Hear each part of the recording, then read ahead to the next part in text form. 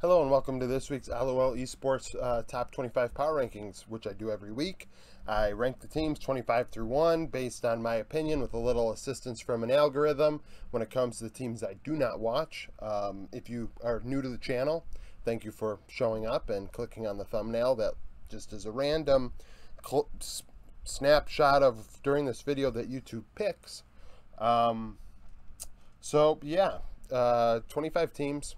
Methodology behind it. When it comes to the algorithm, it helps me with the minor regions because I simply don't have enough time to watch the minor regions, and it figures out a way to fit them in there using MSI as a gauge for how the regions stack up against one another. One moment. Move the mic just a little bit. Hopefully nothing occurs. But yeah, so it's the top 25. I do this every week. Out from last week, Anyone's Legend and FlyQuest both are dropped out. FlyQuest, I figured last week when I did it that it might be the only time FlyQuest ever appears in the top 25, and at least this split. And damn it, Anyone's Legend, I really am not a big fan of. If you watch Who's Going to Worlds that I did a few weeks ago, I had them in the out category. I didn't think they were a threat to make it, despite their record at the time being like 7-3 or 7-4. The rest of their schedule is extremely difficult, and honestly, I don't think they're going to even make the playoffs. So, Anyone's Legend out. Regions that are not represented in here, minor regions that did not get a team in the top 25. Don't worry, I did talk about your teams yesterday. Outside of the TCL, which we'll get to in a second. So if you are a fan of the PCS, VCS, LJL, CBLO, Latin America, Oceania, or Turkey, Vietnam, I think I've said VCS. I talked about your region specifically yesterday in my top 10 minor region video. But how do they stack up when you take all the teams together? Detonation Focus Me from Japan are 26th. Furia Esports from Brazil are 28th. Astral Esports from Latin America are 31st. Saigon Buffalo from Vietnam are 32nd. And Nasser Turkey Esports is 38th from the TCL. Nasser Turkey does not make the top 10 in the minor region power rankings, so that's why I said that, you know, if you're a TCL fan, you want to go watch and see what I said about Nasser Turkey, you'll be disappointed. That has a lot to do with how Istanbul Wildcats did at MSI. Really caused me to have to nerf the TCL quite a bit, but that's the deal with that. You're here for the top 25, so let's get started. On the other side of this mic, I'm looking down as the mic is literally blocking my notebook because I did not line it up properly, but I know who I have 25th. 25th, new to the power rankings, Cloud9. Cloud9 were in here earlier in the season. I don't know why I'm writing Cloud completely. I do not want to have to write full team names on here because we will not have enough space if we do that. Cloud9, they seem to be riding the ship. They are 8-5 now. Earlier in the split, I had them in the top 25. I mean, we were looking forward to, like, what is this team going to look like? Fudge and Jensen in the solo lanes, Blabber, and then Berserker and Sven and Bot. Like, all the question mark was can Sven show up? And as of late, the only question mark actually is what is Fudge doing in top lane? He's been struggling, but they're winning, and that's what's important. 8-5, the LCS is up for grabs as far as I'm concerned. So maybe they become a team that's actually, you know, a World's contender now. Not as in like World Championship contender, but as in within the LCS they can go to Worlds, where a couple months ago we may not have thought that. 24th, moving up one spot, J-Team from the PCS.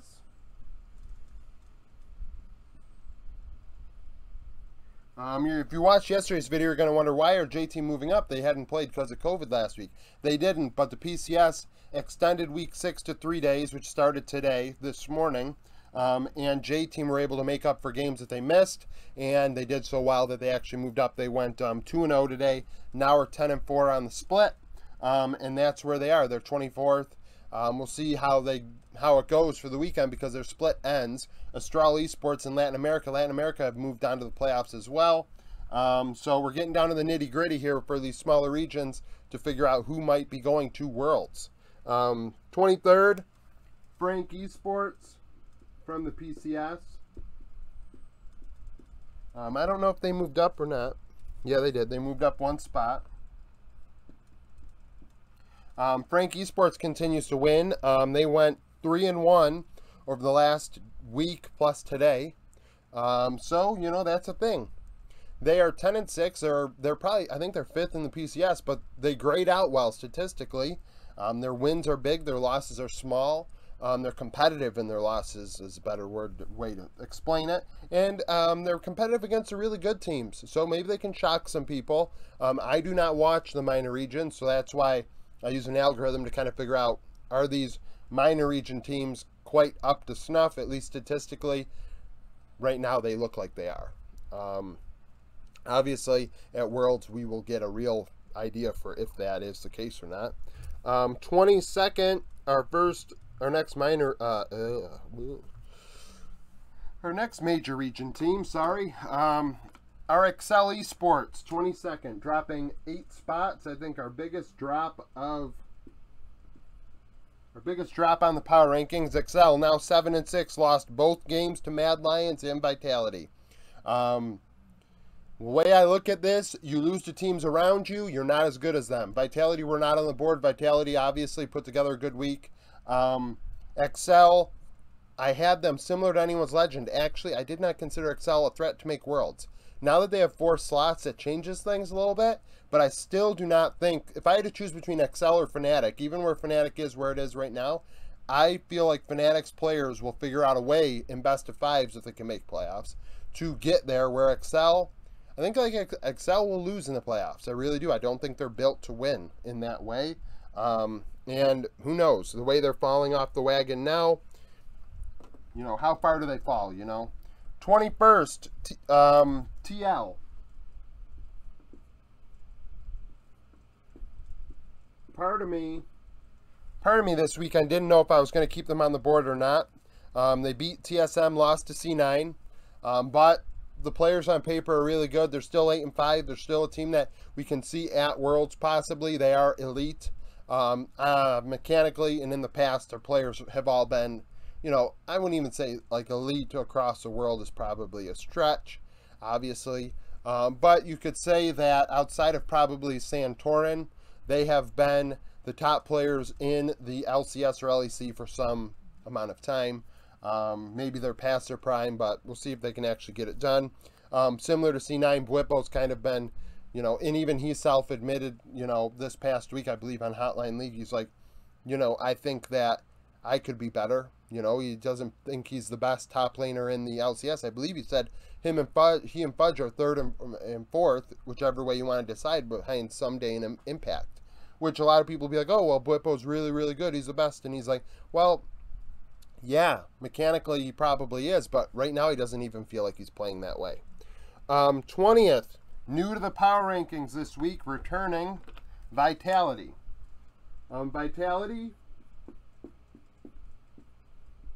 Vitality are now 8-5. Haru seems to have kicked it up a notch. Maybe this new meta fits him a little better. They're figuring out a way to get perks more involved. Alfari's looking okay. Bot lane is still a major concern. Karzi and Labrav, I mean, they really do not, I feel like, offer a lot to the team. So, long-term, I mean, I had Vitality in the maybe category, and I still think they are because, like, talent-wise, they are actually world-class.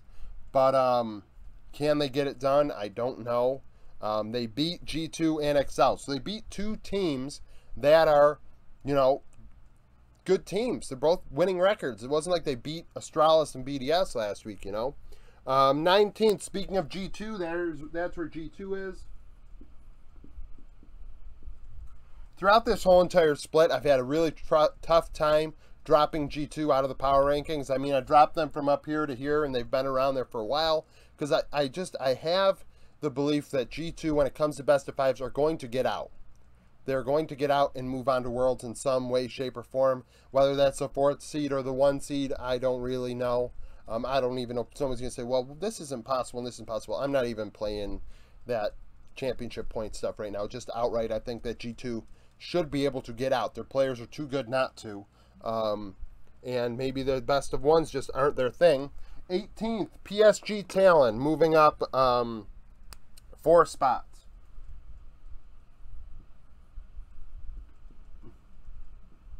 This is where things get kind of scary. PSG 2-1 this past week, now 12-3, leading the way in the PCS. PSG for years have been the best team in the minor regions.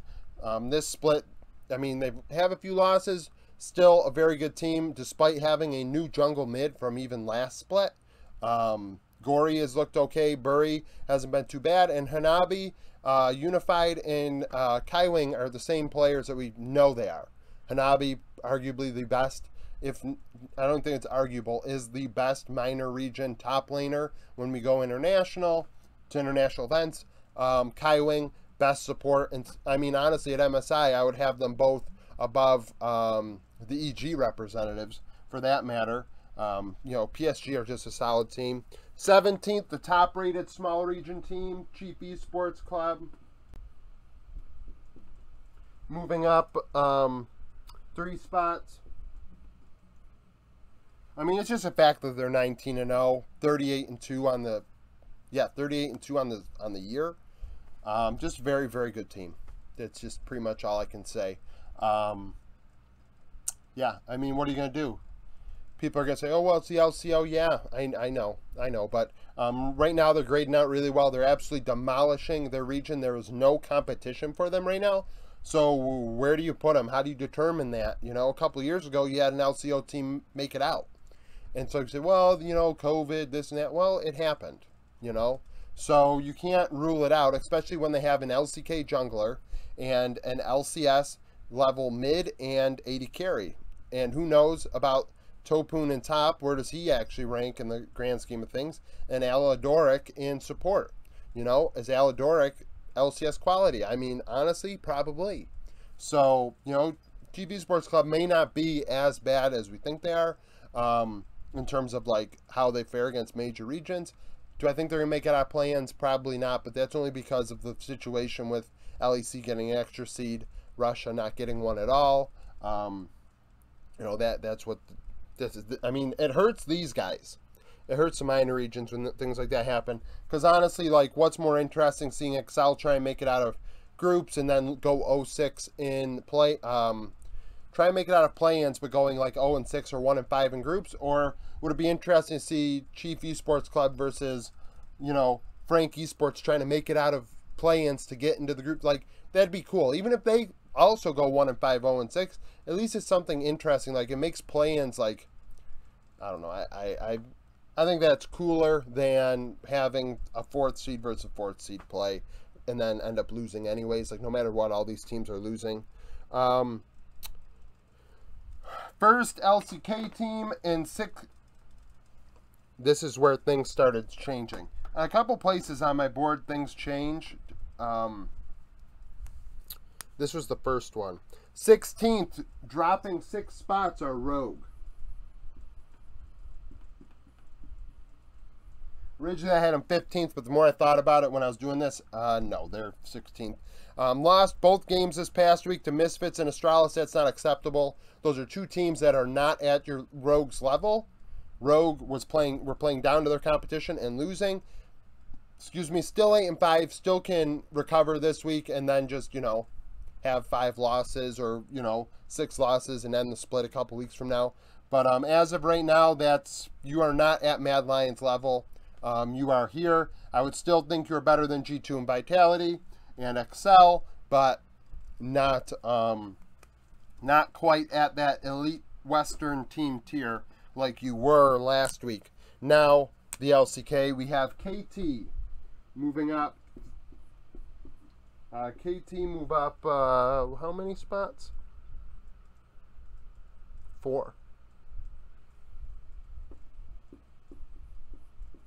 Like I said, I've got this all mixed up a bit. So, KT beat Damwon. Big win. That's a big win, beating Damwon Kia. Moving to 9-6 overall, beating Fred Brion as well. KT Rolster, I had them in the preseason as a 4th ranked team. And musical chairs ended up ensuing in the LCK over the last month, where DRX start losing. KT are, you know, starting to win now. Sambot, we're going to get into this because surprise, KT are the 5th ranked LCK team on the board. So there are 5 teams in the top 15 that are from the LCK. But right now, they are coming. And honestly, I really like this bot lane. And, I mean, it's hard to bet against aiming in life right now.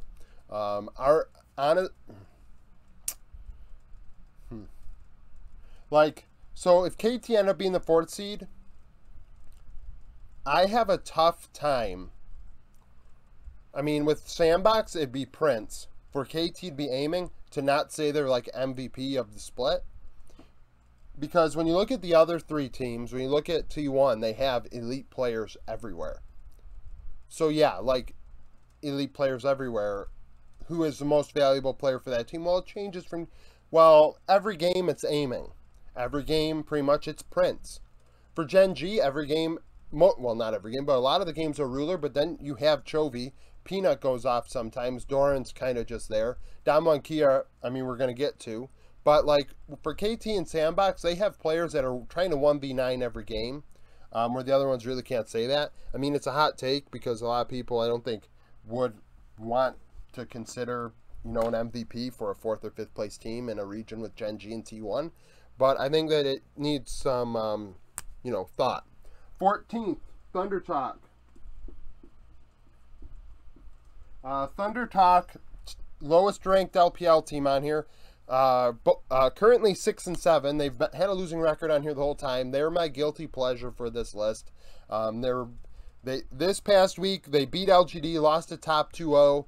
Top was their last big match. I think they play RNG before the end, but the majority of their schedule is very simple to end out the split. They statistically are very good. I mean, I really think TT's a pretty good team. I really do. 14th. I mean, there's not much else to say. Bechuan's good. UCal's been playing fabulous as of late. Kepler and Yao Yao are getting better by the day. Kepler has not played a lot of LPL games. Yao Yao played a little bit last year, but I don't know how much he's played overall. And then they've got, you know, Hoya and Zhao Zhang in top. So they're trying to figure out what their 5-man's going to be with the top lane situation. But as of right now, I have them 14th. I think they're doing pretty well. Just 1 second. Sorry about that. Not only did I pause it, but I altered the angle. I noticed that it was actually off this whole time a little bit, which is unfortunate. So, Thunder Talk at 14th. My guilty pleasure. I'm hoping they make the playoffs. I think they've been a really nice surprise this split and have been statistically and analytically very strong, even against very tough teams. That's why at the end of the split they have an easy schedule. They've already played the best teams in the world, so outside of, I believe, RNG. Next, 100... Shoot, almost dropped my marker. Next, 100 Thieves, moving up 2 spots at 13th. I do want to say, when I do this, this is what the best teams right now. At Worlds, do I expect 100 Thieves to be better than a G2? No, I don't. 100 Thieves play a very consistent brand of League of Legends. You know what you're getting out of 100 Thieves, and they are good at that style of play. If you can exploit it and beat it, you will beat them all the time. Simple as that. That's why internationally, I don't think that they will do that well. They're very predictable. But the thing is, with the LEC right now, it is a complete crapshoot because everybody's playing random comps, trying new things, and that's just the style of which they play, and that's better for international success. But for domestic, 100 Thieves are winning with what they know works. And 100 Thieves beat Dig and Immortals. I mean, 2 teams you should win. They're at the bottom of the standings. 12th, moving up 6 spots. Sandbox. Live Sandbox, moving up 6 spots.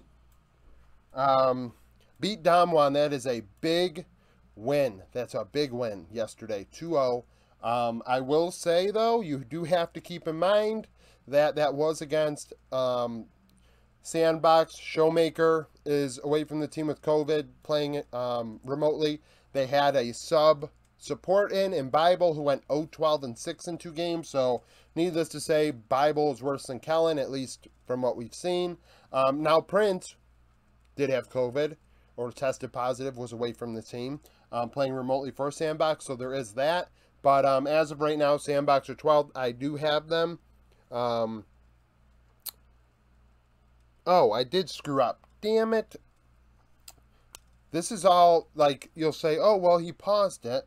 So is this really in one take? Well, I had to pause it. And you're going to really know this is one take when I do this. You're going to really know it's one take right now. You're going to be like, wow, what a shit show this guy's got running.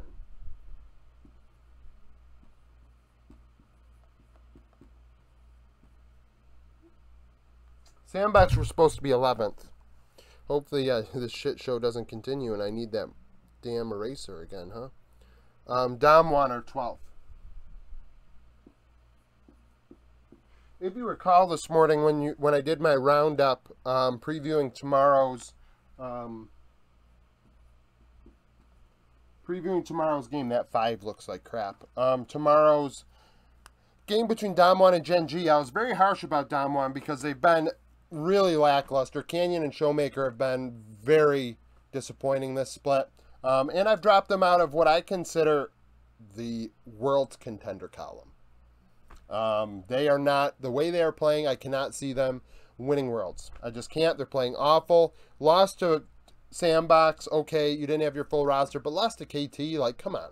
KT is solid, but you are supposed to be the top 3 in the LCK, and you simply are not. So, Dom1 dropping off, moving down. So now 10th place, because this is all situated. EG moving up 2 spots.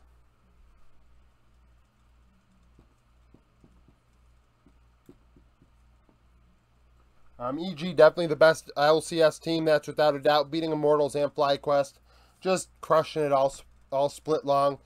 You know, ever since they made that run in playoffs and in spring to go to MSI, and actually got better throughout MSI. They have done well in summer. And honestly, I am interested to see how they do at Worlds. I do not expect them to dominate, but growth is important, especially for the LCS, who has not shown growth for a long time. Very young players in JoJo and Danny. Honestly, I mean, EG is something to be excited about as an LCS fan, in my opinion.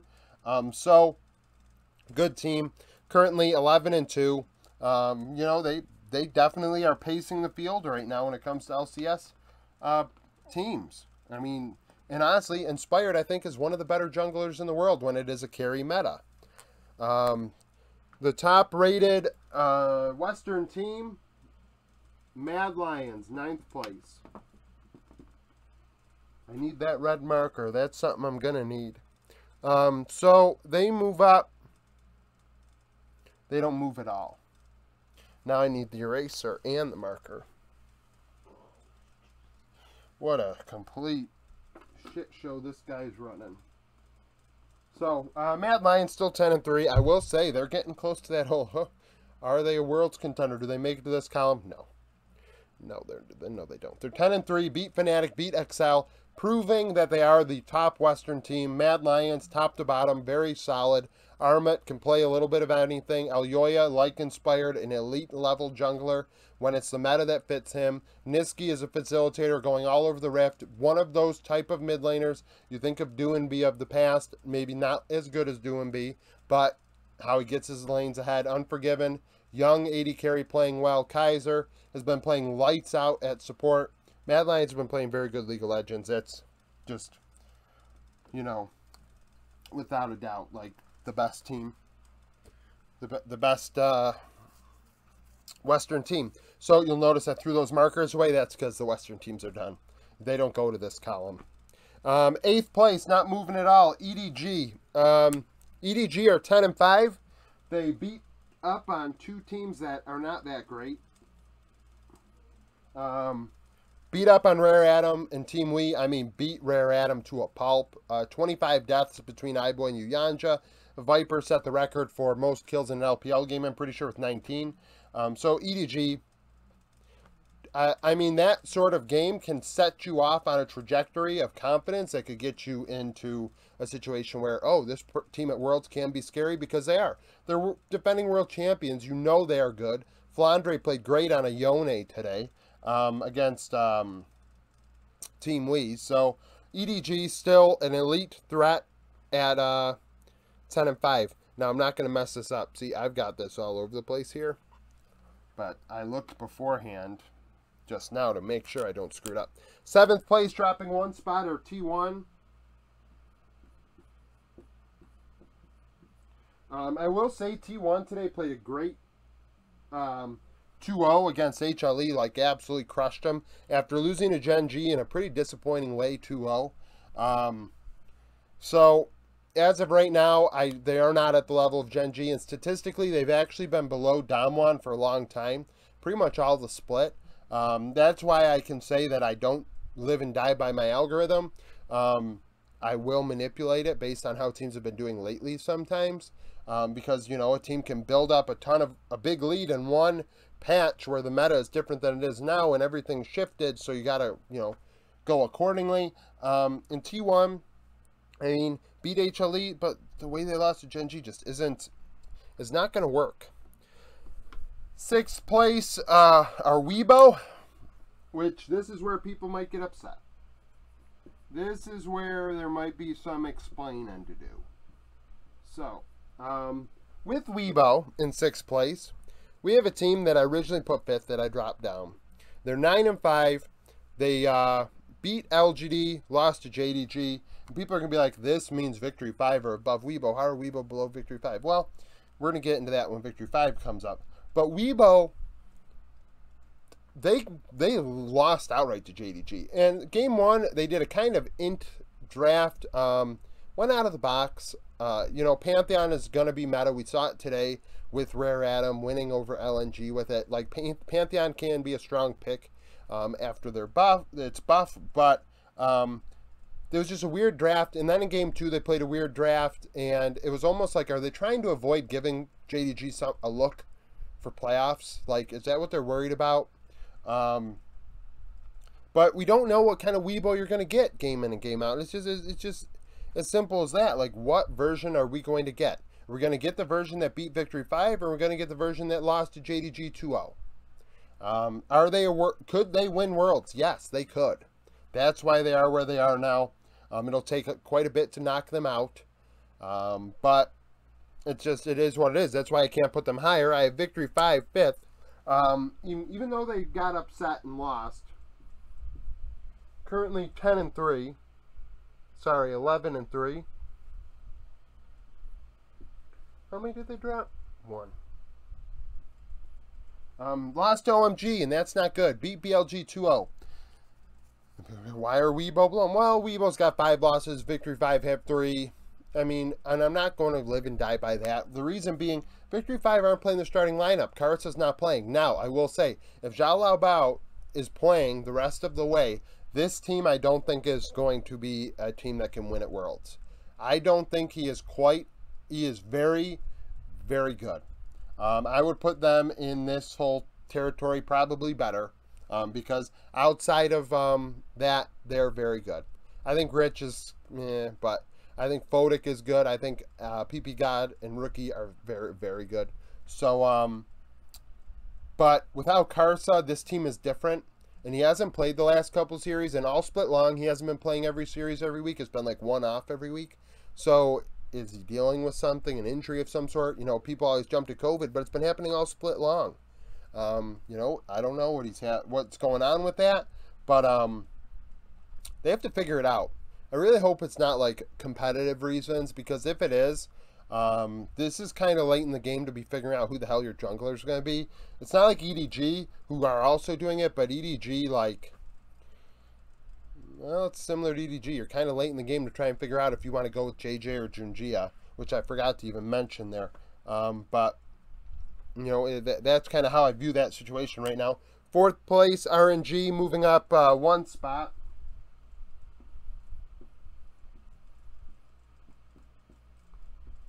And some people might say, why didn't they move up more? Similar to the Weibo's Victory 5 situation, I'll say it in a second when I get to JDG. But RNG beat JDG, Anyone's Legend, 2 very good wins. The JDG win was solid. Breathe showed up in a big way. Honestly, sold me on him as somebody that can be a world's contending, world's winning top laner. That was the coming out party for me. I know I'm late to that for Breathe. But, you know, they're an elite team. When you get up here, they're all elite teams. Like, you got to pick and choose. When it comes to playoff time, we'll know who the best of the best is in a best of 5. But in best of 3s, this is what we have right now. I mean, it's as simple as that. RNG are very good. These teams are all very good. JDG dropped 2 spots. JDG were first for a week. They're first for a week. Beat Weibo, lost to RNG. So this is what the thing is. So they lose to RNG. They lose to RNG 2-1. Okay. At that point, okay, let's see what happens after this. They beat Weibo in a sound fashion 2-0. There was no doubt who was going to win. So, the way I look at it, did RNG catch them on a bad day? It's possible. RNG have a couple losses this split. They've had bad days. Why can't JDG have bad days? So, it's more of a situation where these two teams are very close, and I'm not going to really know who's the better one unless something happens over the next week and a half that changes that until playoffs. Right now, I give JDG the edge. They play an aggressive brand of League of Legends that nobody else in the world's playing right now. I mean, I think they average more kills than anybody else. Like, it is nasty League of Legends, the type that I like to see. So, that's probably a little bias for me. Second place, Gen.g. We're splitting hairs at the top here. We're splitting hairs between Gen.g and who's in first place. So Gen.g beat T1 soundly. They beat T1 soundly, and they beat the crap out of Kwangdong Freaks. I mean, pulling out a Yasuo Sejuani and absolutely beating the crap out of Teddy and Hoyt. It was borderline illegal. It was honestly just like, it was like, this team is really, really, really, really good. Really all I can say about that. Like, and when you look at it, you're like, okay, well, now we're getting to where it's like the teams are really, really, really good. So second. And that kind of just leads into top esports, which are first.